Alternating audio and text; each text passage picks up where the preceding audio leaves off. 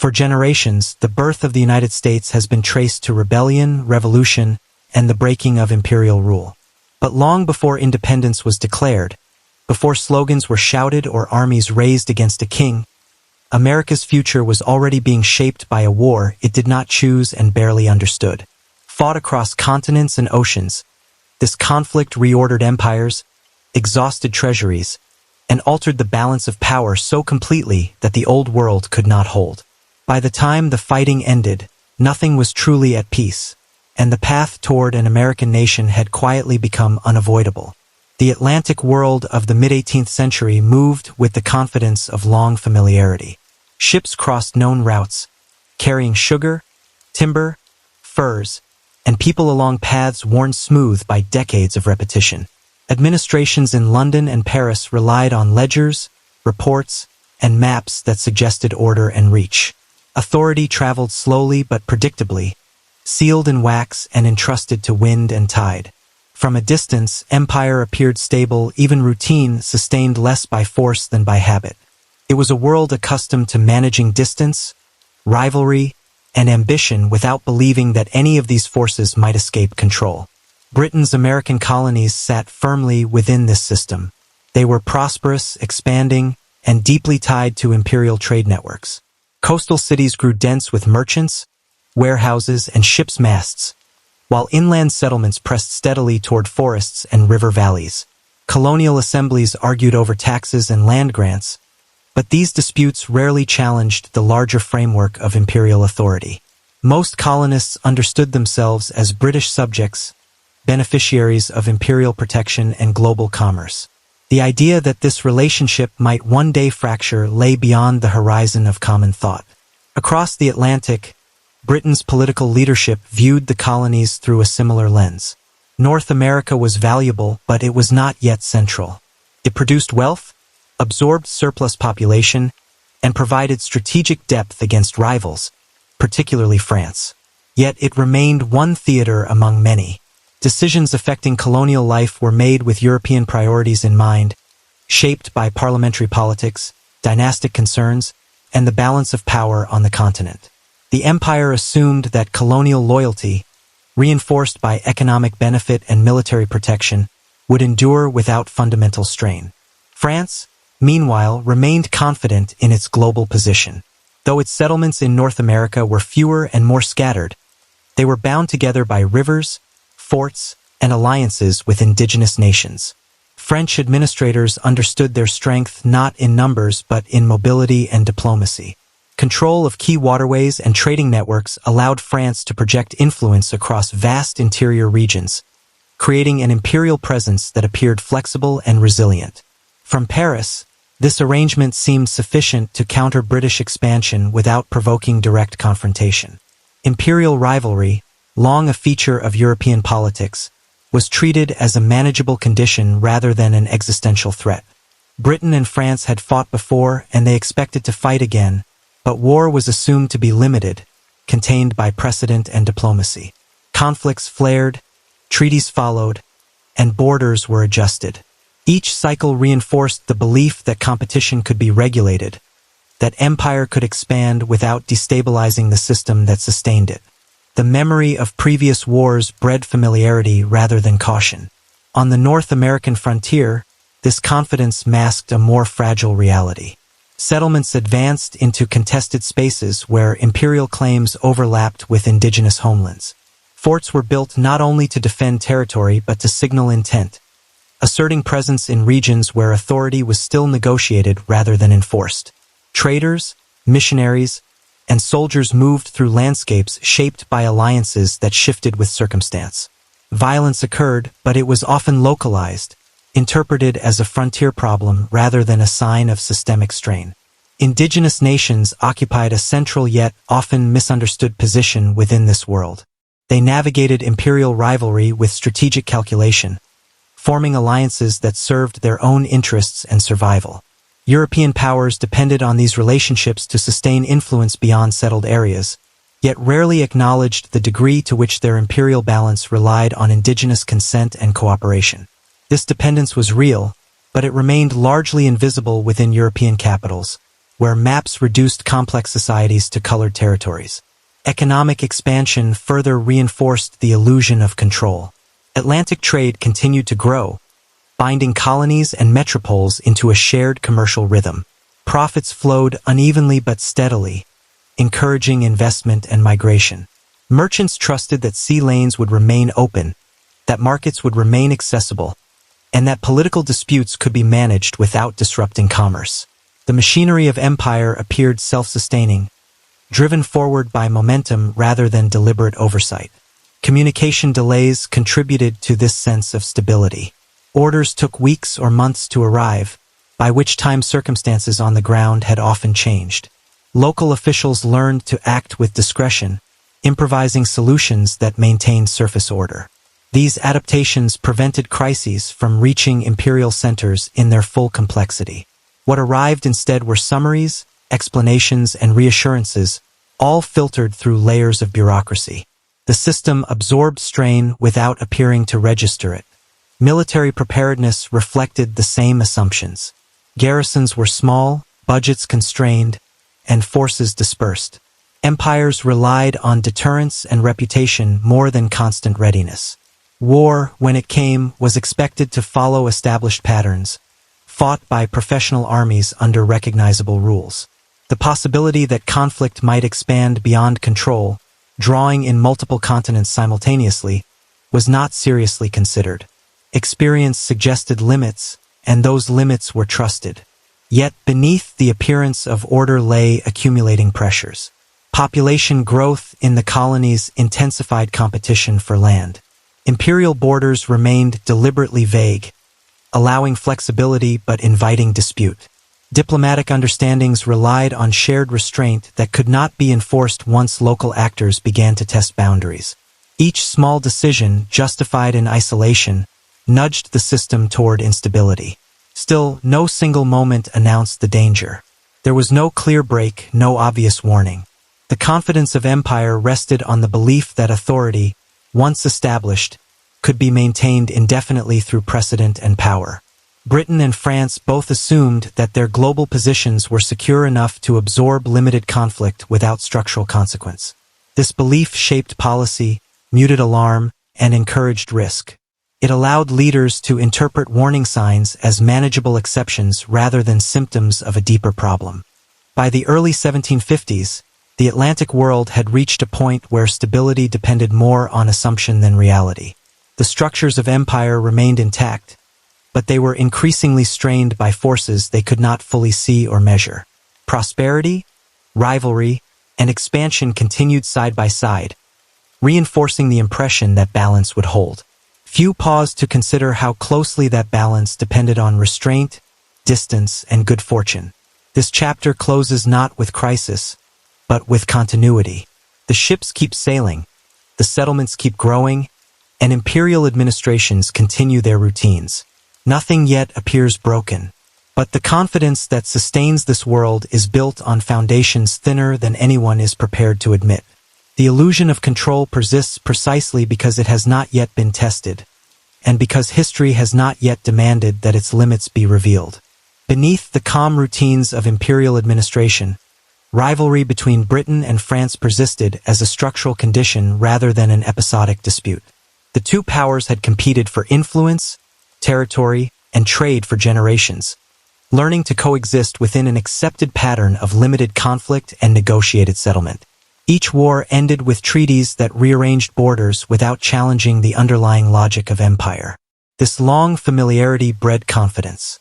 Leaders on both sides believed they understood not only their rivals' ambitions, but also the limits beyond which neither would willingly go. In Europe, this rivalry was filtered through dynastic politics and shifting alliances, where balance was maintained through calculation and precedent. North America, however, lay beyond these carefully managed systems. Distance diluted oversight, and geography imposed its own logic. Vast forests, river networks, and mountain ranges shaped movement and communication, favoring those who could adapt rather than those who relied on rigid command. Imperial visions conceived in London and Paris often collided with realities that could not be easily controlled from afar. British expansion in the colonies followed population growth more than strategic design. Settlers pushed westward in search of land, establishing farms and towns that blurred the edges of imperial claims.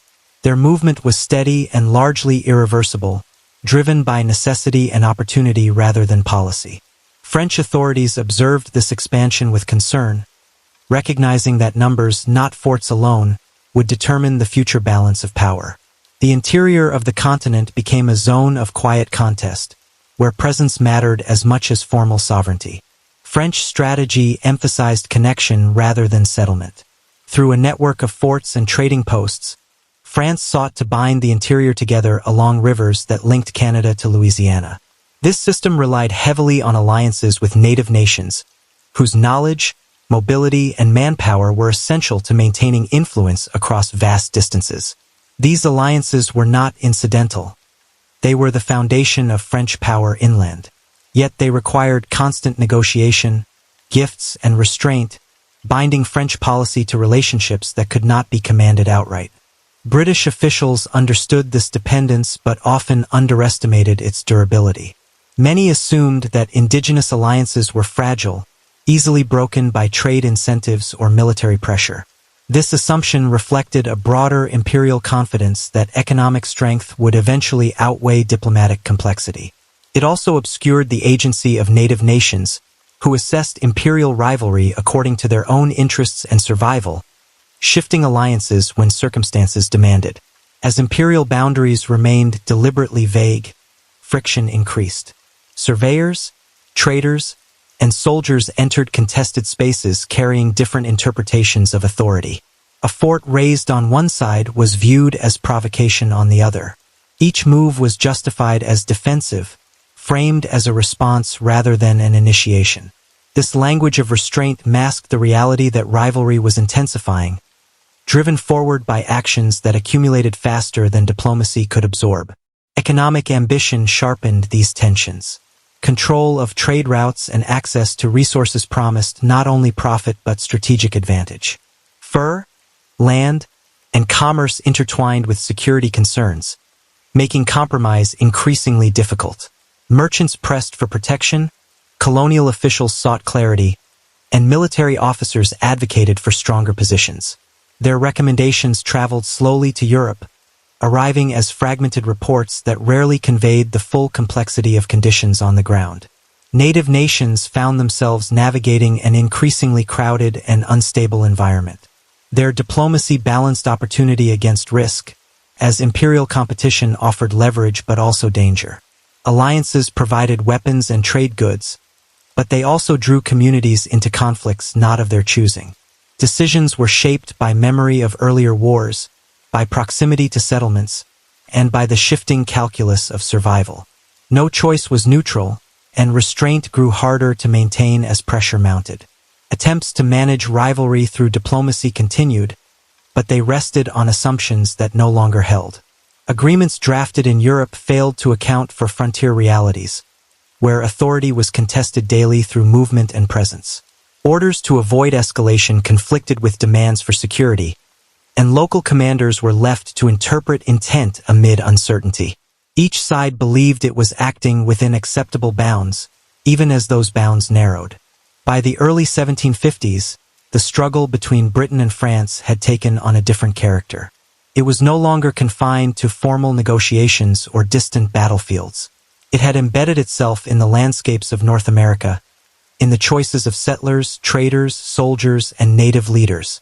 Rivalry became personal, shaped by encounters and grievances that could not be easily erased by treaty language.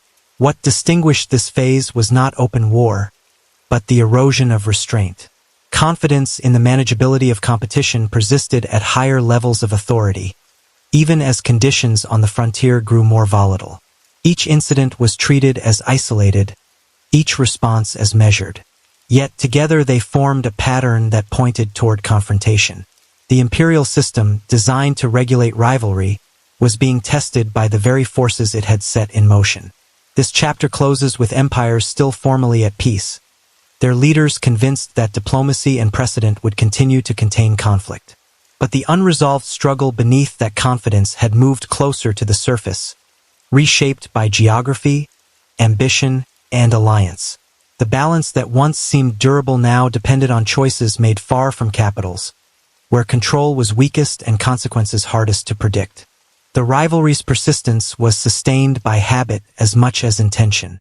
Officials relied on familiar assumptions, trusting that previous patterns would repeat themselves despite mounting evidence to the contrary.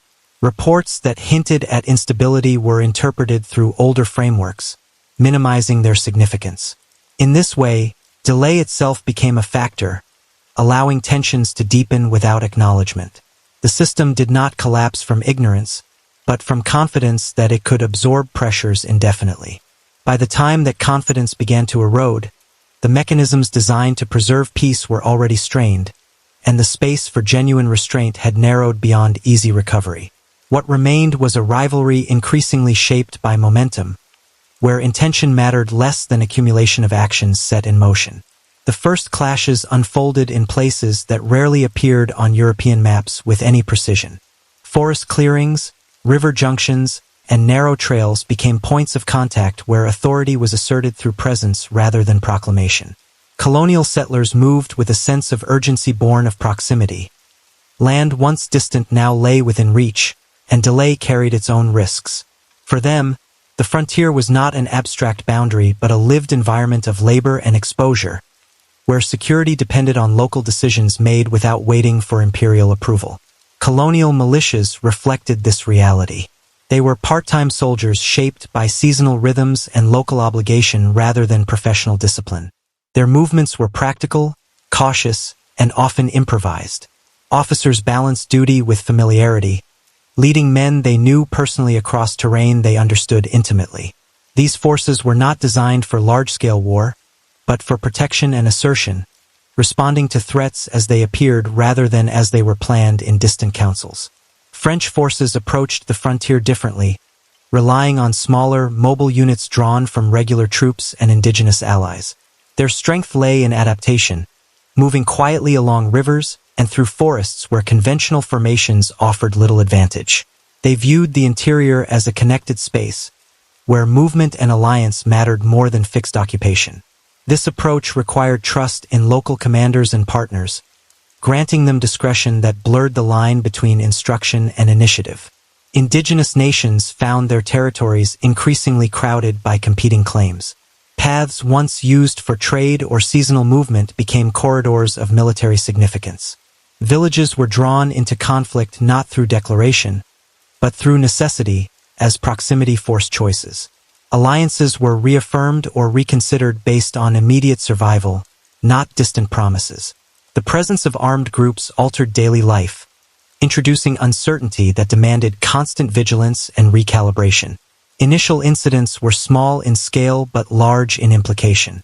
A patrol intercepted, a fort reinforced, a supply convoy delayed. Each action carried intent but also ambiguity. Messages explaining these decisions traveled slowly, arriving stripped of context and urgency. By the time explanations reached higher authorities, responses were already obsolete. Local commanders acted to secure advantage or prevent loss, often believing restraint lay in decisive action rather than hesitation. As violence spread, it became harder to distinguish defense from provocation. Colonial leaders justified militia mobilization as protection, while French officers viewed fort construction as encroachment. Indigenous allies interpreted movements through their own experiences, recalling broken promises and past reprisals. Each group responded to immediate pressures, their actions intersecting in ways no single authority could fully coordinate. The frontier became a space where intention dissolved into consequence. Attempts to contain the fighting relied on assumptions that no longer matched reality. Orders to avoid escalation conflicted with the demand to secure territory and allies. Commanders faced environments where inaction invited vulnerability. Silence, once a sign of restraint, now suggested weakness. Decisions were made quickly, often under strain, shaped by weather, terrain, and limited information. The physical demands of movement and survival narrowed the space for careful deliberation. Communication failures compounded these pressures. Reports were delayed, lost, or reframed as they passed through layers of administration. What reached Europe resembled fragments rather than a coherent picture. Imperial officials debated policy based on incomplete understanding, while conditions on the ground shifted daily. The gap between decision and effect widened, eroding confidence in diplomacy as a controlling mechanism. Authority remained, but its timing no longer aligned with events. The violence drew in wider networks of obligation. Allies expected support, and failure to provide it risked collapse of influence. Commitments made years earlier now demanded fulfillment under far harsher conditions. Each engagement created expectations that could not be ignored without consequence. The frontier conflict fed upon itself, expanding through accumulated obligation rather than strategic design. What had begun as localized tension acquired momentum independent of original intent. By the time European leaders grasped the scale of escalation, the conflict had already escaped their immediate control. The frontier war had generated its own logic, shaped by movement, fear, and necessity. Diplomatic language struggled to address realities forged by proximity and loss. Peace remained the stated objective, but the conditions required to restore it were slipping away. The war had not yet been declared, but it was already underway, sustained by decisions made too close to danger to be reversed easily, and too far from imperial centers to be fully understood in time. The war, once confined to forests and rivers along the North American frontier, soon reached far beyond the settlements where it had begun, drawing the established powers of Europe into a network of conflict that spanned continents. In the courts of London and Paris, advisors pored over maps and ledgers, each detail weighed for strategic consequence, aware that decisions would ripple across oceans. Fleets were reinforced, regiments dispatched, and logistics planned on a scale that dwarfed the early skirmishes. The Atlantic, once a conduit of trade and communication, became a theater of movement, where the timing of wind and tide could determine the fate of armies before they reached distant shores. Each decision to sail, to deploy, to garrison, carried weight not only in immediate tactical terms but in shaping the broader arc of empires struggling for supremacy. Naval officers, accustomed to long voyages, found their skills tested against unfamiliar weather and relentless uncertainty. Ships pressed through storms, their timbers groaning, rigging straining under wind and salt spray, men laboring to keep vessels on course. The sea itself became a participant in the war, an environment that favored patience and endurance over raw strength. Captains relied on experience, observation, and discipline, aware that a single miscalculation could strand a fleet or allow the enemy to gain advantage. Movement, once routine, was now inseparable from risk, and the weight of responsibility pressed on every hand from the lowest sailor to the commanding admiral. European armies prepared for campaigns that crossed not only land but political and cultural boundaries. Troop deployments involved months of planning, the slow accumulation of provisions, and careful attention to communication lines that were tenuous at best. Soldiers moved through landscapes unfamiliar to them, where forests, mountains, and rivers defined possibilities and constrained action. Marches stretched men physically and mentally, each step calculated to maintain cohesion and readiness while navigating terrain that offered no guarantees. Fatigue became as much an opponent as the enemy, shaping the timing and execution of operations in ways that commanders could only partially anticipate. In the Caribbean, islands of sugar and timber transformed into contested spaces where naval power and garrisoned fortresses determined control. Colonies that had once relied on trade and seasonal storms for relative security now found themselves exposed to fleets capable of projecting force across the sea. Local administrators and planters adjusted routines, fortifying positions, maintaining stores, and tracking movements of ships with diligence that rivaled military scrutiny. The rhythm of daily life was altered, shaped by proximity to conflict rather than by distant policy alone. In Africa, the war's influence manifested through trade networks and coastal posts, where European presence intersected with local polities. Forts were reinforced, fleets patrolled coastlines, and diplomatic engagement took on an urgency that had been absent during periods of peacetime competition. Authority was asserted through presence, through the distribution of goods, and through measured shows of force. The underlying dynamics of local politics intertwined with imperial ambitions, each influencing the other in a pattern that connected continents in unexpected ways. What might have seemed a remote theater to European capitals now exerted tangible influence on resource flows, manpower, and strategic calculations. Asia, too, became a theater of global consequence. Colonial holdings, trading posts, and alliances were mobilized to contribute to the broader effort. Local rulers negotiated with European powers not only for trade but for survival, weighing which imperial patron could best secure advantage or protection. European officers and merchants alike found themselves navigating cultural and linguistic complexities, constrained by the limits of knowledge and reliant on intermediaries whose loyalties could shift with circumstance. The war's expansion magnified uncertainty, demanding attention and adaptation on scales both practical and political. Across each theater, the war transformed ordinary labor into strategic action. Supply convoys, maintenance of roads and ports, and management of stores became critical, their success or failure influencing campaigns and political decisions. The physical strain imposed on men and animals, the constant vigilance required to maintain movement and cohesion, and the quiet, steady pressure of logistical work all contributed to the unfolding of events with a weight equal to that of battles themselves. The environment dictated pace, patience, and endurance, reminding participants that control was always partial and provisional. Communication linked these theaters in a tenuous web. Dispatches traveled slowly, sometimes lost or delayed, interpreted with assumptions and guesses. Decision-makers in Europe attempted to reconcile reports from multiple theaters, each containing fragmentary information, while recognizing that local initiative could render prior instructions obsolete. This gap between intent and effect forced reliance on judgment at every level, reinforcing the reality that control was mediated through human observation, discretion, and the unpredictable behavior of distant actors.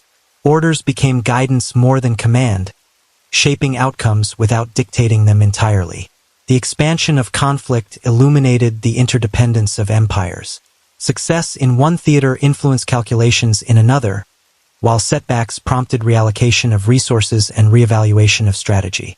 Naval engagements determined the movement of armies, the security of trade, and the flow of reinforcements.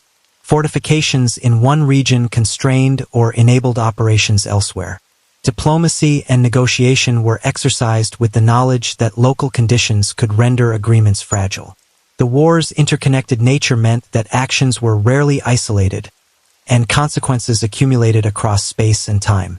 Psychological pressure on leaders and officers increased as the scale of the conflict became apparent. Ambition, fear, and duty intertwined with constraint and uncertainty. Commanders weighed risk against necessity, recognizing that each decision carried consequences beyond immediate observation. Strategic patience was as essential as decisiveness, and the capacity to adapt to emerging realities distinguished effective leadership from failure. The cognitive burden of understanding multiple theaters simultaneously, mediated by imperfect information, shaped decisions as profoundly as maps or troop numbers. By the time campaigns were fully underway, the war had ceased to be solely a contest of territory. It had become a measure of organizational capacity, endurance, and influence. Naval dominance, financial resilience, and diplomatic maneuvering proved as decisive as combat itself.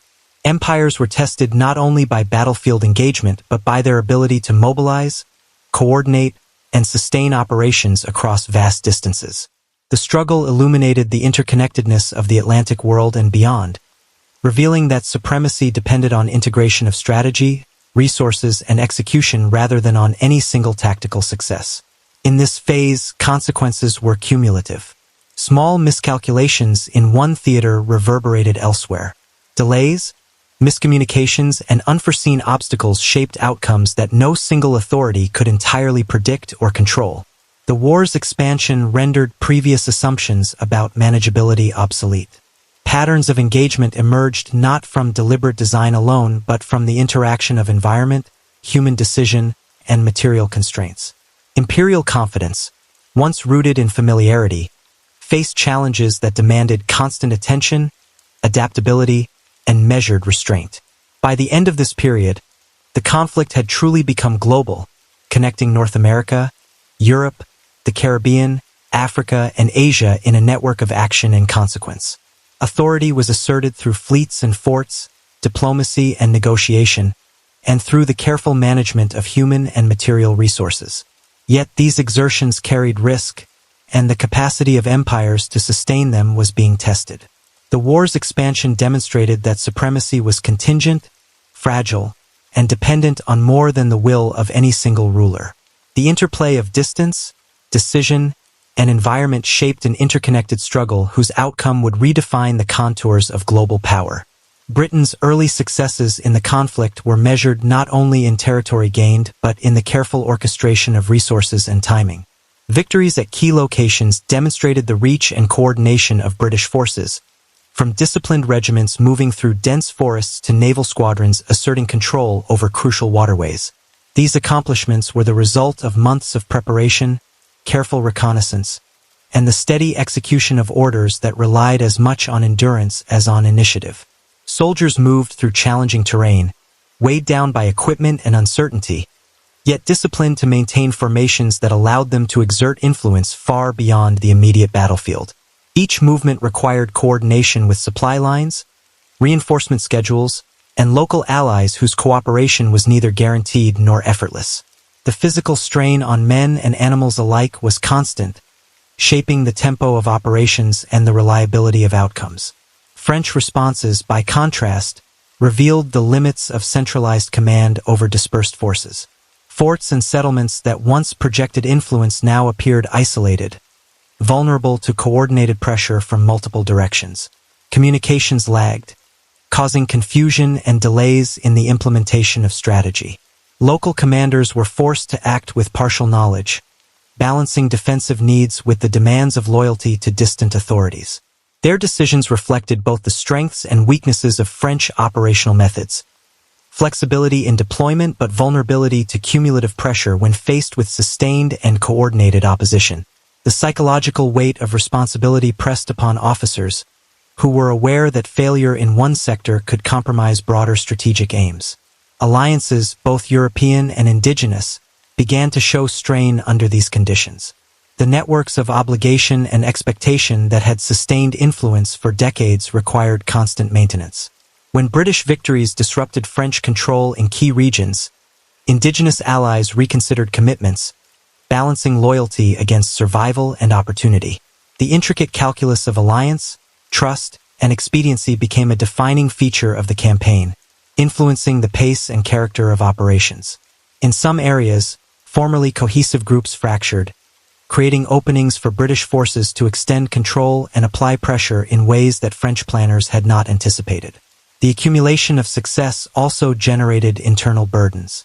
Each captured fort, secured trade route, or subdued settlement required occupation, garrisoning, and administrative oversight. Men were diverted from field operations to maintain order, supply chains were extended to support distant positions, and the financial costs of sustained campaigns began to mount. The empire's capacity for governance and logistics was tested by the very victories that reinforced its strength. Military achievement was inseparable from administrative obligation, and triumph brought with it the unglamorous labor of maintaining what had been gained. The psychological dimension of this realization weighed upon both commanders and political leaders, who were forced to reconcile pride in success with recognition of new vulnerabilities. The physical environment remained a constant and often unforgiving factor. Soldiers operating in newly captured territories contended with terrain that favored neither conventional formations nor predictable movement. Rivers, forests, and mountains required adaptation, slowing progress and exposing units to both natural and human threat. Supply wagons sank into mud. Men suffered from exposure and fatigue, and the rhythm of campaign life imposed relentless demand on both body and mind. Commanders needed to anticipate these conditions and adjust tactics accordingly, reinforcing the notion that victory required more than force. It demanded endurance, foresight, and resilience. Within Britain, the perception of success reinforced confidence but also created pressure to sustain it. Reports of conquest and effective campaigns were celebrated in dispatches and newspapers. Yet behind the public narrative lay detailed calculations of cost, manpower, and the limits of supply. Political leaders monitored developments with keen interest, aware that strategic overreach could undermine even decisive victories. The interplay of military achievement and administrative responsibility created a complex matrix of expectation, where success generated new imperatives as much as it resolved previous challenges. France, facing a succession of setbacks, encountered difficulties that compounded one another. The loss of strategic positions weakened the coherence of supply and communication networks, while pressure from multiple directions forced reallocations that strained remaining forces. Officers and administrators experienced the tension between duty and constraint, understanding that defensive measures alone could no longer secure intended outcomes. The collapse of localized authority in some regions reverberated, influencing the behavior of allies and neutral parties and diminishing the coherence of French influence across the broader theater. The psychological impact of repeated setbacks heightened caution, constrained initiative, and altered the pace of response, feeding into a cycle of attrition and strategic recalibration. Economic and logistical considerations became increasingly central to the conduct of the war. Victories demanded investment, garrisoning forts, provisioning troops, maintaining naval patrols, and securing lines of communication. These requirements extracted a toll on resources, requiring meticulous accounting and the prioritization of efforts across a dispersed empire. Leaders at every level recognized that operational success could be fragile if not reinforced by sustained material and administrative attention. The war's progress was thus inseparable from the capacity to manage its consequences, both anticipated and emergent. In addition to tangible burdens, the human dimension of victory imposed subtle but significant pressures. Commanders faced the mental strain of extended campaigns, the responsibility for men's lives, and the anticipation of enemy reaction. Soldiers, for their part, confronted the physical and psychological demands of occupation, patrol, and constant readiness. Indigenous and colonial allies navigated shifting loyalties, calculating advantage and survival within a changing strategic landscape. The intersection of ambition, fear, duty, and necessity shaped behavior across all levels of participation, reinforcing the sense that even triumph carried its own inescapable weight. Strategic success also influenced the broader trajectory of the conflict.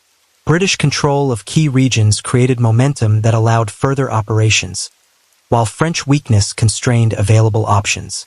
Yet the accumulation of territory, influence, and obligation revealed vulnerabilities that had previously been abstract. The administration of empire, the maintenance of supply lines, and the negotiation of alliances became active elements in the prosecution of the war, demanding continuous attention and adjustment. Victory, rather than simplifying operations, introduced a complexity that demanded discipline, foresight, and adaptation. By the conclusion of this period, the balance of power was visibly shifting. Britain had asserted dominance in multiple theaters, France had lost cohesion and influence, and alliances were recalibrated to reflect new realities. Yet the triumph was not unalloyed. The war's expansion, the strain on resources, and the challenges of governance had revealed limits in the empire's capacity to consolidate and maintain success. The narrative of decisive victory was intertwined with a recognition of these pressures, underscoring the principle that even achievement in war imposes obligations that can be as consequential as the outcomes themselves. The chapter closes with an understanding of victory as both accomplishment and responsibility. Britain's successes had reshaped the strategic landscape, altering the balance of power and creating new opportunities. At the same time, each gain carried additional burdens, requiring management, vigilance, and foresight. The war, once a series of localized engagements, had matured into a complex enterprise whose consequences were as administrative and logistical as they were martial. The unfolding of events demonstrated that triumph in a global conflict was inseparable from the labor of sustaining it, and that cracks in the apparent strength of empire could be discerned precisely where the accomplishments seemed most decisive.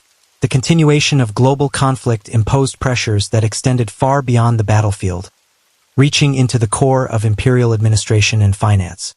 Britain's coffers, once capable of sustaining operations with apparent ease, began to show the strain of protracted campaigns, distant garrisons, and the constant movement of troops and supplies across continents. The demands of war were relentless, requiring not only immediate expenditure but also long-term planning to ensure that fleets remained provisioned, forts maintained, and armies reinforced. Every decision regarding the allocation of resources carried consequences that reverberated through the empire, and even as victories accumulated, the cost of sustaining them began to weigh heavily upon both political and military leadership. Administrators in London found themselves navigating a delicate balance between operational necessity and fiscal reality. Taxation, borrowing, and the management of trade revenues became tools not merely of policy but of survival, applied with the awareness that miscalculation could erode authority. Officials scrutinized ledgers, corresponded with governors, and debated priorities in offices filled with maps, dispatches, and reports, aware that the success of campaigns depended as much on the accuracy of accounting as on the prowess of generals. The human labor of bureaucracy, clerks copying reports, accountants verifying expenditures, and clerks coordinating shipments, was a continuous, invisible force underpinning the empire's outward projection of strength. In the colonies, the effects of this strain were increasingly tangible. Soldiers garrisoned in newly captured territories faced extended deployments, living off supply chains that were stretched across the Atlantic and dependent upon both weather and coordination. Militia units continued to provide local defense, but their energy was taxed by repeated mustering, the constant need to patrol borders, and the uncertainty of reinforcements. Local leaders, balancing duty to the crown with responsibility to settlers, found themselves negotiating the practical limits of manpower, provisions, and authority. Daily life, already conditioned by distance and environmental challenge, now reflected the cumulative pressures of a conflict that had grown far beyond its origins. Financial strain manifested in both direct and subtle ways. The cost of maintaining fleets capable of projecting power across multiple oceans required careful prioritization. Which theaters would receive reinforcement, which forts could be adequately supplied, and which campaigns demanded temporary neglect. Decisions regarding these priorities were shaped by intelligence, previous engagements, and an evolving understanding of risk. Commanders and administrators acted under constant pressure, aware that delays, shortages, or miscalculations could compromise the broader strategy. The war demanded coordination across vast spaces and among diverse actors, creating a logistical challenge that paralleled the physical and psychological demands placed upon those in the field. The psychological burden of these pressures was unevenly distributed but pervasive. Commanders and administrators carried the weight of responsibility for both soldiers' lives and the stability of imperial systems. Each choice, whether to reinforce a fort, dispatch reinforcements, or delay action, required judgment that blended calculation with intuition. Fatigue, uncertainty, and the limitations of available information shaped decisions as much as formal orders or strategic objectives. The mental landscape of leadership was defined by the constant need to anticipate the interaction of environment, logistics, and human behavior, with consequences that could not be fully predicted. Across the empire, local conditions magnified these pressures. Settlements in North America, already accustomed to frontier uncertainty, now encountered additional demands as imperial authority sought to consolidate gains. Taxation, requisitioning of supplies, and demands for manpower were increasingly visible to colonists, who perceived them in terms of immediate hardship rather than abstract strategic necessity. The friction between metropolitan expectation and local experience created tensions that were subtle yet accumulative, influencing attitudes toward governance and shaping the perception of imperial legitimacy. Indigenous nations, whose alliances had been critical to earlier campaigns, also observed these changes with acute awareness. They recognized shifts in resource availability, troop distribution, and administrative attention, adapting their own strategies to exploit opportunities or safeguard communities. Their agency remained a significant factor, shaping both military and logistical realities, and demonstrating that the empire's reach was contingent upon cooperation as well as coercion. The interdependence of imperial and local actors underscored the limits of centralized control, revealing vulnerabilities in a system whose strength rested on coordination and consent. Communication continued to mediate the empire's perception of stability. Dispatches carried reports from distant theaters, often delayed, incomplete, or filtered through layers of interpretation. By the time intelligence reached decision-makers in London, the realities on the ground had often shifted, requiring adjustment and recalibration. This temporal gap magnified uncertainty and reinforced the need for local discretion, while simultaneously introducing friction into the broader strategic picture. Authority relied increasingly on judgment exercised under conditions of partial knowledge, reflecting both the sophistication and fragility of imperial administration. Financial and administrative burdens influenced the conduct of military campaigns. Provisioning armies, maintaining naval patrols, and sustaining fortifications demanded foresight, patience, and rigorous attention to detail. Shortages of food, ammunition, or clothing could disrupt operations, delay movements, or reduce morale. Leaders had to integrate these considerations into strategic planning, balancing immediate objectives against long-term sustainability. The interplay of operational success and administrative capacity became a defining feature of the conflict, demonstrating that victory in the field was inseparable from the ability to sustain it over distance and time. The cumulative effect of these pressures revealed cracks in the empire's structure. While Britain appeared stronger on paper, the practical reality of global dominance exposed vulnerabilities. Administrative systems were stretched, financial reserves drained, and the demands on personnel, both military and civilian, intense and unrelenting. These strains had consequences for the coherence of policy, the execution of strategy, and the perception of authority both at home and abroad. Success, while visible and measurable, imposed obligations that were in some ways as consequential as the outcomes themselves. In the American colonies, these strains were particularly significant. Decisions intended to preserve imperial authority, through taxation, regulation, and military presence, interacted with local conditions to create tensions that had previously been latent. Colonists, accustomed to a degree of autonomy and practical self-governance, experienced these measures in immediate, tangible terms. The perception of intrusion, combined with the logistical burdens imposed by war, began to foster unease and quiet resistance. While not yet revolutionary, these developments planted seeds of internal conflict, illustrating that the management of victory carried inherent risks to cohesion. The human dimension of imperial strain extended beyond calculations of finance and supply. Officers, administrators, and soldiers experienced the war's pressures physically and mentally, contending with fatigue, stress, and the moral weight of decision-making. Local leaders in colonies faced similar challenges, negotiating between loyalty to distant authorities and responsibility to communities under their care. Indigenous actors adapted to the shifting strategic landscape, balancing survival, advantage, and tradition. These human experiences were integral to the unfolding of events, shaping outcomes as much as policy or battlefield engagement.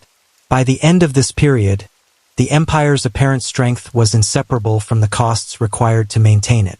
Britain had achieved victories, extended its influence, and asserted dominance over key theaters, yet the exercise of this power revealed limits in both administration and perception. The seeds of internal tension, particularly within the American colonies, were already evident, arising from the interplay of policy, proximity, and expectation. The war had created not only a pattern of global engagement but also a framework in which victory carried obligations that could be burdensome, unavoidable, and ultimately transformative. The war's effects extended beyond territory and diplomacy, embedding themselves deeply within the social and psychological fabric of the American colonies. Men and women, long accustomed to a pattern of colonial life defined by local routines, assemblies, and trade, now found themselves participants in events whose scale and consequence exceeded anything previously encountered. Militias, once primarily instruments of local defense, were drawn into sustained campaigns that required coordination, discipline, and endurance on a scale they had rarely experienced. Training, drilling, and actual engagement imparted skills and confidence, producing a generation of men who understood not only the physical demands of warfare, but the organizational and strategic dimensions that accompanied it. These lessons were tangible. The precise movement of units through difficult terrain, the management of supplies under pressure, the coordination with allies whose motivations were complex and shifting. The physical strain of service left an indelible mark. Marches across forests, along rivers, and over hills required stamina and persistence, often under conditions of exposure to weather, disease, and hunger. soldiers became intimately familiar with the weight of their own equipment, the demands of maintaining encampments, and the quiet tension of anticipation before engagement. These experiences were formative, producing a practical understanding of military organization and the limits of endurance that could not be gleaned from books or observation alone. The rhythm of camp life, interspersed with periods of sudden activity, instilled an appreciation for the interplay of preparation, patience, and action that defined effective participation in conflict. Colonial officers also evolved under the pressures of command. Many were drawn from local elites, accustomed to authority in civilian life but inexperienced in military responsibility. The war required them to exercise judgment under uncertainty, balancing loyalty to superiors with the exigencies of local circumstances. They learned to anticipate reactions, manage morale, and coordinate with forces whose composition and capabilities varied widely. Leadership became a function of observation, experience, and adaptability, revealing both the capacities and limits of authority in situations shaped by environmental and human complexity. The successes and failures of these officers were instructive not only for their own development but for the colonies as a whole, as local communities observed and internalized the lessons of practical leadership. Economic and social structures were likewise affected. The demands of war mobilized resources, redirected labor, and shifted patterns of production and consumption. Supply lines for armies drew on local stores, requiring farmers, artisans, and merchants to respond to the needs of distant campaigns. The movement of troops and the presence of garrisons altered local economies, creating opportunities and stresses alike. Towns and settlements became nodes in a network of military logistics, linking everyday life to broader imperial objectives. In these spaces, colonists acquired a concrete sense of their capacity to contribute to empire, a practical knowledge of the interplay between effort, organization, and consequence. Interaction with indigenous nations and other allies further shaped colonial perceptions. Engagement in campaigns required negotiation, alliance management, and adaptation to unfamiliar tactics and strategies. Colonists observed and participated in forms of warfare distinct from their own experience, learning to navigate relationships shaped by diplomacy, mutual interest, and occasional tension.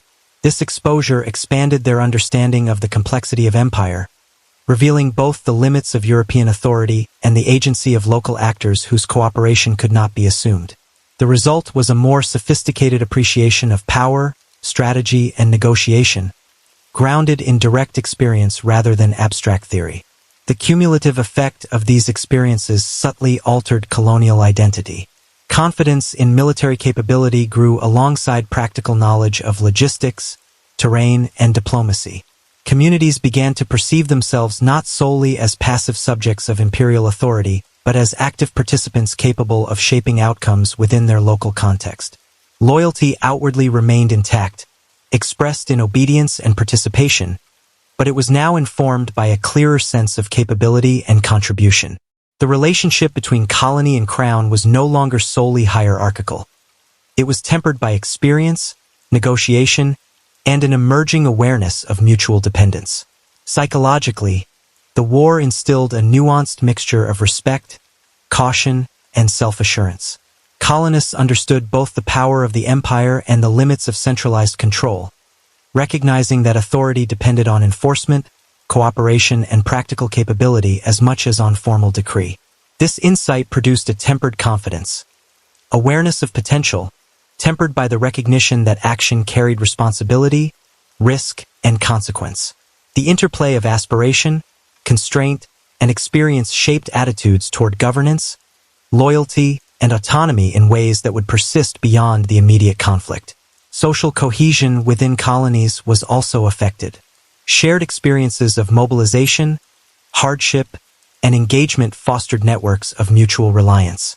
Militia service, garrison duty, and participation in campaigns created bonds between individuals and communities, linking disparate settlements through common experience. These connections reinforced understanding of collective capability and responsibility, shaping perceptions of social organization and the practical execution of authority. Communities recognized that cooperation, discipline, and adaptation were essential not only for survival, but but for effective contribution to the larger objectives of empire. Education and knowledge were likewise transformed. The war provided lessons in geography, strategy, and administration that could not be acquired in peacetime. Maps were interpreted not as abstractions but as guides to movement and engagement. Knowledge of rivers, forests, and passes became tactical advantage. Records, reports, and correspondence offered insight into administration, logistics, and negotiation, reinforcing practical understanding of the mechanisms by which empire operated. The accumulation of such knowledge contributed to a more grounded, experiential comprehension of power, authority, and agency within the imperial system. The war also reshaped expectations and perceptions of governance. Colonists experienced directly the processes by which orders were conveyed, resources allocated, and objectives enforced. They observed both the effectiveness and limitations of imperial administration, gaining insight into the mechanisms that underpinned authority at a distance. These lessons informed attitudes toward compliance, negotiation, and advocacy, producing a more sophisticated engagement with governance that blended obedience with practical assessment. The relationship between local action and imperial oversight became increasingly apparent, shaping expectations of responsibility, capability, and influence. By the conclusion of this period, the transformation of colonial society was unmistakable. Military experience, exposure to administration, and engagement with allied and opposing actors had produced a population more confident, capable, and aware of its own agency. Loyalty to the crown remained formally expressed, yet it was now tempered by experience and understanding. The colonies had evolved into communities whose members understood both their potential and the limits of imperial authority, prepared to act within the structures of empire with practical judgment and awareness of consequence. The war had thus reshaped not only the strategic landscape but the very character of colonial participation, setting the stage for a redefinition of the relationship between colony and crown that would endure long after the cessation of hostilities. The Treaty of Paris, signed in 1763, brought formal cessation to the global conflict, yet its inked lines on paper belied the profound transformations and latent tensions that had accumulated over years of warfare.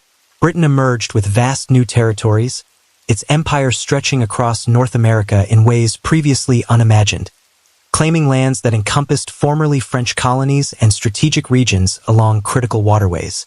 The magnitude of territorial acquisition suggested dominance, yet the practical implications of administering such expansive holdings quickly became apparent.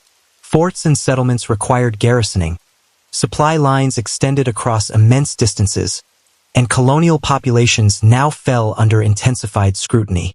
The act of conquest had solved one problem, removing an immediate rival, but it had simultaneously multiplied the responsibilities and vulnerabilities inherent in imperial governance. The physical and psychological landscape of North America had been reshaped irreversibly by the conflict. Rivers, forests, and mountains, once contested lightly or observed only intermittently, now became territories where imperial authority would be asserted continuously. British officers and administrators confronted not only the challenge of extending power across these terrains, but also the necessity of maintaining local compliance among populations accustomed to relative autonomy. Colonists who had fought alongside imperial forces or experienced the war's pressures firsthand possessed new understanding and confidence, their awareness of strategic and tactical realities sharpening their sense of agency. Loyalty remained, but it was informed by experience. Obedience was now tempered with knowledge of what could be achieved and enforced at the local level. France, retreating strategically from North America, preserved its imperial dignity through calculated withdrawal, concentrating on colonies elsewhere and recalibrating its focus toward areas that could be more securely governed. While the retreat avoided immediate collapse, it left a vacuum in regions formerly influenced by French power. Indigenous nations, long partners in France's network of alliances, found themselves increasingly marginalized. Their political leverage, previously mediated through European rivalry, diminished as British authority asserted itself more aggressively and systematically. The delicate balance of negotiation, reciprocity, and local knowledge that had allowed indigenous communities to navigate imperial competition was now strained, as decisions were imposed from London rather than mediated locally. The treaty formalized changes in territorial control, yet it did not resolve the underlying dynamics that had propelled the war. Disputes over land claims, trade routes, and governance remained unresolved, festering beneath the apparent calm of peace. Settlers pressing into newly acquired territories encountered both environmental and political resistance, while administrative efforts to regulate expansion exposed gaps in authority. British officials, conscious of the magnitude of their new responsibilities, attempted to impose order through policies and structures that were often perceived as intrusive by local populations. The imposition of taxation, regulation, and military oversight reflected both the need to consolidate gains and the pressures of financing the previous conflict, yet it also generated unease and subtle resistance, particularly among colonists who had experienced the practical limits of imperial power during the war. Economic pressures persisted alongside political challenges. Maintaining garrisons, fortifying strategic positions, and administering expansive territories demanded revenue and labor, drawing heavily on colonial populations. Merchants, farmers, and laborers were drawn into the machinery of empire in ways that heightened awareness of imperial expectation and constraint. Supply chains remained stretched, reliant on both local production and transatlantic shipments, exposing the fragility of logistical networks that had been extended during wartime. Administrative effort now shifted from orchestrating military campaigns to sustaining governance, yet the complexity of local realities continued to challenge assumptions made in distant capitals. The war's resolution in formal terms did not eliminate the practical burdens that success had imposed. Psychologically, the outcome of the treaty affected all participants differently. British leaders celebrated triumphs and territorial gains. Yet the awareness of governance demands and the potential for unrest tempered public enthusiasm. Officers and administrators recognized that victory on the battlefield did not equate to absolute control on the ground, particularly in areas where geography, population, and prior alliances complicated authority. Colonists, newly experienced in military engagement and observation of imperial processes, carried forward knowledge that subtly redefined expectations of participation, responsibility, and influence. Indigenous nations, witnessing the diminution of French power and the assertion of British authority, confronted a dramatically altered strategic environment in which previous patterns of negotiation and leverage no longer held the same currency. Military structures and practices evolved in response to the new realities of governance. Garrisons, supply depots, and administrative centers had to be maintained with greater precision and foresight, while officers trained in the exigencies of frontier warfare adapted their skills to the sustained demands of peacetime occupation. Discipline, logistics, and strategic coordination, once directed primarily toward combat, became tools for stabilization and administration. The lessons of campaign, movement, endurance, communication, and alliance management were repurposed toward governance, revealing the continuity between military experience and political authority. This adaptation underscored the inseparability of conquest and consolidation, demonstrating that the aftermath of victory required as much judgment and effort as the conduct of war itself. The social fabric of the colonies also reflected the consequences of conflict and treaty. Military service and wartime experience had left colonists more confident in their capacities and more aware of the interplay between local initiative and imperial authority. Communities had observed the vulnerabilities and limitations of distant governance firsthand, shaping attitudes toward compliance, negotiation, and engagement with officials. Shared experience created networks of knowledge and expectation that would influence social, political, and economic behavior in the post-war period. These subtle shifts in perception and capability were as consequential as the formal terms of territorial settlement, revealing that peace, while externally imposed, was experienced through the lens of human behavior, memory, and adaptation. Internationally, the Treaty of Paris signaled a realignment of power. Britain's empire was larger and formally dominant, yet the capacity to project authority effectively across disparate regions remained contingent on administrative competence, local cooperation, and the ability to manage unforeseen challenges. France's retreat allowed focus elsewhere but reflected both strategic prudence and the cost of overextension. European attention, while partially diverted to reconstruction and diplomacy, remained cognizant of potential instability in newly acquired territories, anticipating that unrest, negotiation, or unforeseen conflict could emerge if governance proved insufficiently attentive. The treaty created a formal structure for peace, but the ongoing management of empire revealed the enduring complexities of global power. Native nations, whose alliances had previously been central to the conduct of war, faced a redefined strategic environment. Deprived of French support and confronted with a more assertive British presence, communities were compelled to adapt quickly, recalibrating relationships and strategies for survival.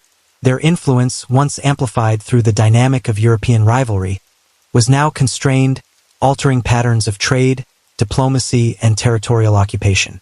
The war's resolution, rather than producing security, introduced new uncertainties that reshaped the political landscape of North America and highlighted the contingent nature of authority and alliance.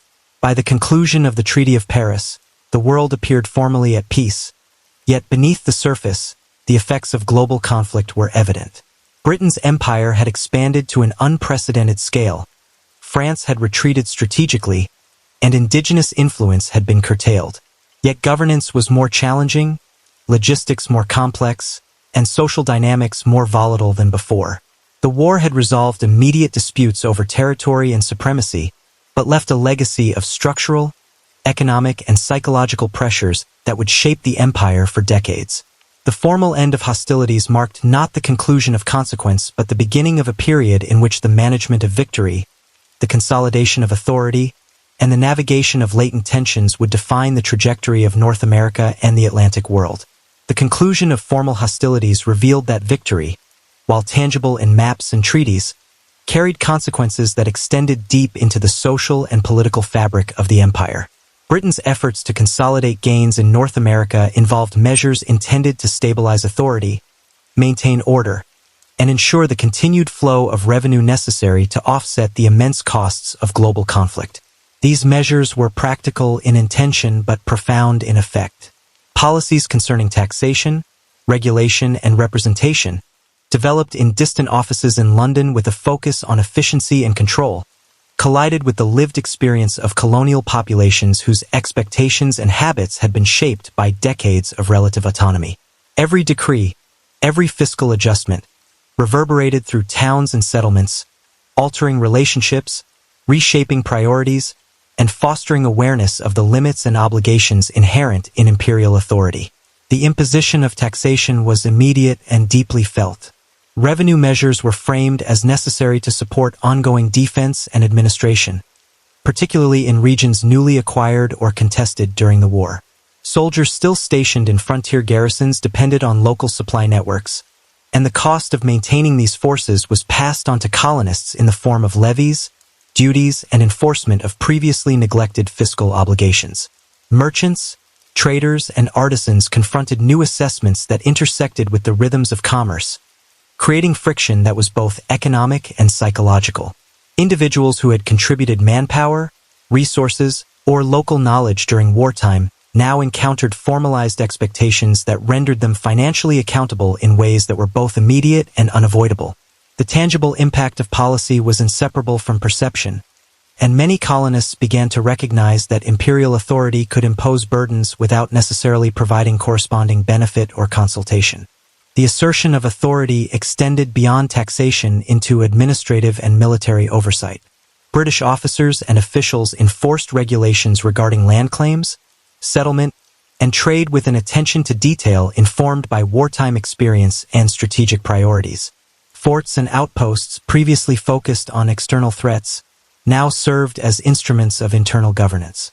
Soldiers patrolled roads, monitored movement, and ensured compliance with directives that ranged from surveying property boundaries to controlling commerce. The presence of imperial authority became more visible, more continuous, and inevitably more intrusive. For colonists accustomed to local governance and negotiation within familiar networks, the contrast between the practices of wartime coordination and the imposition of peacetime oversight produced a subtle but cumulative sense of constraint and observation. Representation, or the lack thereof, emerged as a central concern in the recalibration of imperial authority. Colonial assemblies, long accustomed to managing local affairs with minimal interference, now faced directives shaped in London by priorities and experiences distant from the realities of settlement life. Measures intended to standardize governance, ensure compliance with fiscal obligations, and reinforce strategic objectives were often perceived as encroachments on established practice. The dissonance between metropolitan expectation and colonial perception created a quiet, persistent tension. Colonists recognized their contributions to empire and their capacity for self-organization, yet found those capacities subordinated to distant authority whose understanding of local circumstance was necessarily limited. The human experience of these policies was grounded in everyday interaction. Farmers, merchants, and laborers encountered officials enforcing duties, inspectors verifying compliance, and soldiers maintaining order. Meetings, documentation, and observation became routine elements of life, reminding communities that the empire's reach extended into daily behavior. The weight of administration, once abstract, now manifested physically, socially, and psychologically. Each encounter reinforced awareness that authority was not a distant abstraction, but a presence that required negotiation, adjustment, and accommodation. The subtle accumulation of these experiences reshaped political expectation, producing awareness of agency, rights, and obligation in ways that were new, uneven, and deeply felt. The consequences of policy were unevenly distributed, creating variation in perception and response across colonies. Urban centers, where trade and communication concentrated attention and resources, experienced direct fiscal and administrative pressure, while frontier settlements encountered both oversight and opportunity in equal measure. Indigenous nations and allied groups, whose role in previous conflict had mediated imperial dynamics, now navigated a landscape in which British authority was more pervasive and less negotiable. Their strategies, accommodations, and resistance reflected both adaptation to circumstance and assertion of long-standing prerogatives. The diversity of experience ensured that the reshaping of political expectation was not uniform but contingent, layered, and regionally differentiated. Psychological dimensions of authority and resistance emerged gradually. Colonists understood the practical necessity of empire and the justification for measures that sustained it, yet these understandings were inseparable from lived experience and perceived fairness. Frustration, fatigue, and quiet resentment grew alongside recognition of capability and contribution. Military experience, exposure to administrative coordination, and familiarity with the limits of enforcement during wartime created a lens through which post-war measures were interpreted. Knowledge of how effectively local action could influence outcomes tempered acceptance of authority imposed without consultation or negotiation. The interplay of experience, expectation, and policy produced a cognitive and social environment in which compliance was measured, conditional, and increasingly thoughtful. Administrative overreach, perceived or real, interacted with economic pressures to heighten sensitivity to imperial action. Merchants monitored the impact of duties on trade, settlers tracked the implications of land regulations, and local officials navigated the tension between loyalty to crown and responsiveness to community needs. The slow accumulation of dissatisfaction, subtle negotiation, and careful observation produced a dynamic in which the capacity for self-organization and influence became more salient. Colonial populations, having observed both the limitations and power of imperial authority, recognized their own potential for effecting change within the system, even as outward expressions of loyalty remained formally intact. Social networks, forged during the war and reinforced by local governance structures, played a critical role in mediating perception. Shared experience of mobilization, engagement, and observation created channels for discussion, assessment, and coordination. Communities compared experiences of taxation, enforcement, and administrative oversight, calibrating understanding of the empire's intentions, capabilities, and limitations. The social dimension of political expectation became increasingly structured, informed by collective experience rather than abstract decree. These networks allowed awareness to propagate, creating a form of distributed understanding that linked individual perception to broader communal insight. The cumulative effect of these forces was a gradual but profound reshaping of political consciousness. The war's consequences, military, economic, and administrative, had created conditions in which colonists were aware of both their dependence on and contribution to imperial power. Policies designed to stabilize and consolidate authority inadvertently illuminated capacity, influence, and limitation, producing a nuanced understanding of governance that was experiential rather than theoretical. Tension emerged not from singular events but from the persistent interaction of policy, expectation, and human behavior, revealing that authority is as much practiced and perceived as it is declared. By the end of this period, it was evident that post-war policy had generated conditions for long-term recalibration of political relationships. The empire's authority, while formally intact, was increasingly mediated by local experience and perception. Taxation, regulation, and representation were no longer abstract instruments but tangible forces that shaped daily life, social interaction, and expectation. The consequences of war, experienced through the lived realities of colonists and intermediated by social and administrative structures, had quietly initiated processes that would redefine governance. The careful management of empire, once assumed to follow simple hierarchies of command, now encountered the complexity of human experience, revealing that the dynamics of authority are as contingent as they are declared, and that the forces set in motion by policy could unfold beyond the control of any single leader or office. The 7 Years' War, with its sprawling campaigns and global stakes, established conditions that would make the emergence of an independent American identity not merely possible but increasingly inevitable. The conflict had reshaped the relationship between colony and empire, altering perceptions of authority, loyalty, and capability in ways that would endure long after the last cannon was fired and the Treaty of Paris signed. The colonies, once loosely tied to the distant oversight of London, had been transformed through experience, exposure, and responsibility. Men who had marched through forests, constructed fortifications, and coordinated militia operations had gained a tangible understanding of their own strategic and organizational potential, and this understanding was inseparable from a broader perception of their place within the empire. The war had not created revolution, but it had prepared the social, military, and psychological terrain on which revolutionary ideas would later take root. The physical imprint of the conflict on the landscape reinforced this shift. Former battlefields, forts, and lines of communication became markers of experience and memory, tangible reminders of the colony's capacity to engage with, influence, and even challenge imperial authority. Rivers once contested in skirmishes were now familiar avenues of movement. Forests that had sheltered troops and facilitated maneuver were now mapped, measured, and remembered. The endurance required to traverse these terrains, coupled with the discipline instilled by military campaigns, provided colonists with a concrete sense of efficacy.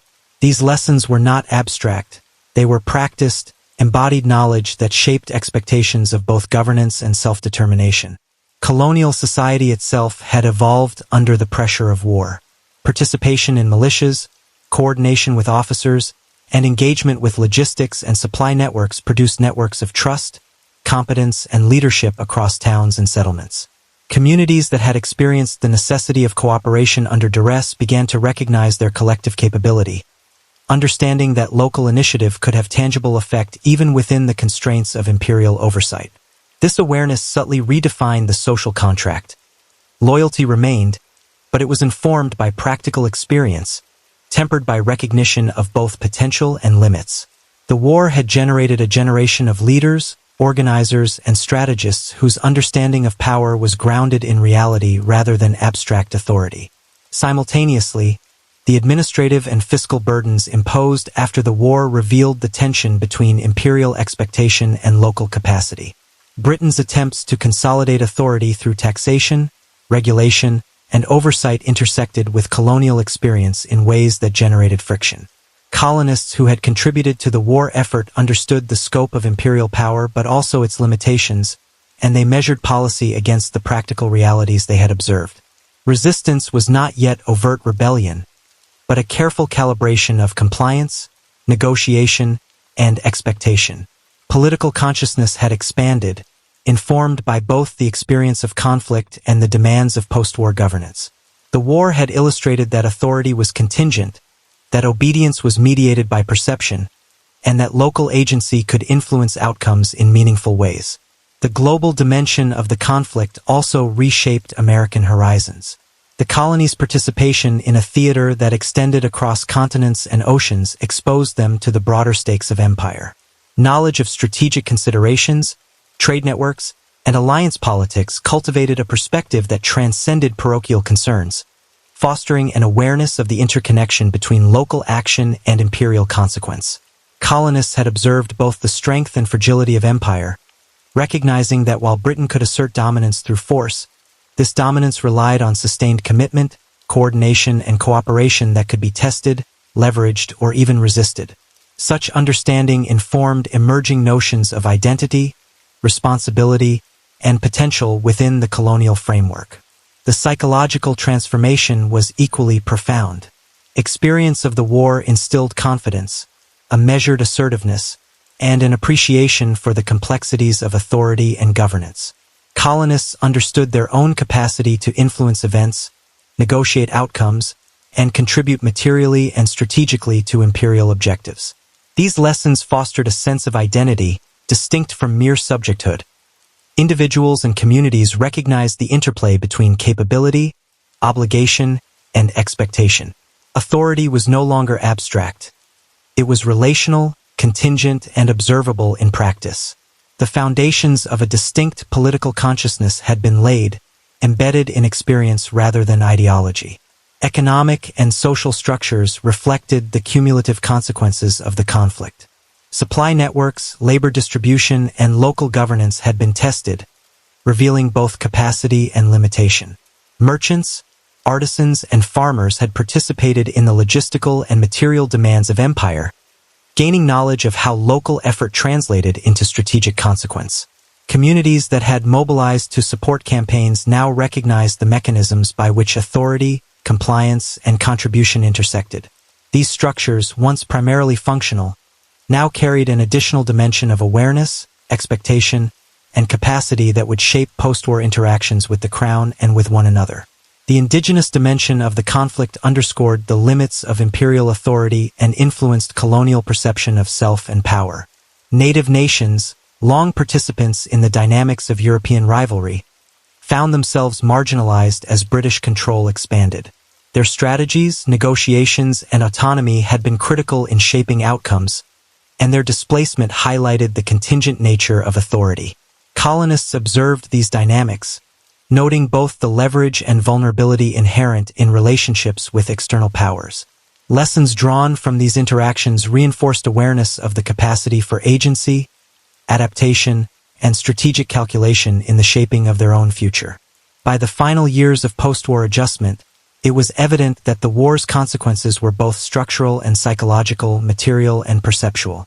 Britain's empire had grown larger, yet more complex and difficult to administer. France had retreated strategically, yet maintained influence elsewhere. Native nations had been displaced, reshaping local power dynamics. Colonists had emerged from the war with experience, confidence, and understanding that fundamentally altered their perception of authority, capability, and potential. Loyalty remained, but it was informed, conditional, and increasingly reflective of practical knowledge rather than mere allegiance. The trajectory toward independence had not yet crystallized, but the foundations were unmistakably in place.